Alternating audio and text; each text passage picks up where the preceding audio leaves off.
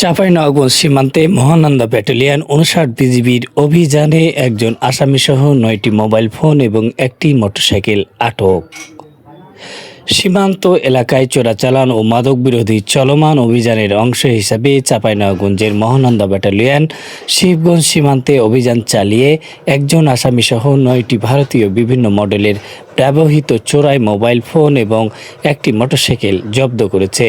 গোপন সংবাদের ভিত্তিতে গত ১০ জুন রাত আনুমানিক ৯টার সময় মহানন্দা ব্যাটালিয়ন ৫৯ বিজিবির সোনা মসজিদ বিওপি হতে একটি বিশেষ টহল দল সীমান্ত পিলার ১৮৫/১৩S হতে আনুমানিক ১০০ গজ বাংলাদেশের অভ্যন্তরে উপজেলার শাহবাজপুর ইউনিয়নের বালিয়াদিঘি গ্রামস্থ মধ্যবাজার সংলগ্ন পাকা রাস্তায় অভিযান পরিচালনা করে।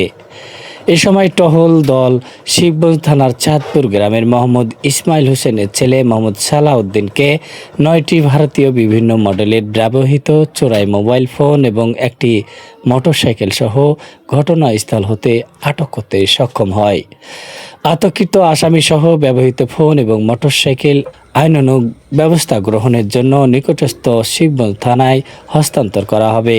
ফোকাস থাকে এই ব্যাটালিয়ন বিগত ৩ মাসে সীমান্তে অভিযান চালিয়ে এ যাবৎ ১৪০টি চোরাই মোবাইল ফোন আটক করতে সক্ষম হয়েছে।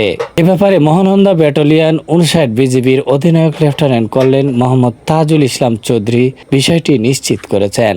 তিনি বলেন, বিজিবি সকল প্রকার চোরাচালানের বিরুদ্ধে জিরো টলারেন্স নীতি অনুসরণ করে নিরলসভাবে কাজ করে যাচ্ছে এবং এ ধরনের অভিযান আগামীতেও অব্যাহত থাকবে। মোহাম্মদ জামিল হোসেন, বরেন্দ্র নিউজ।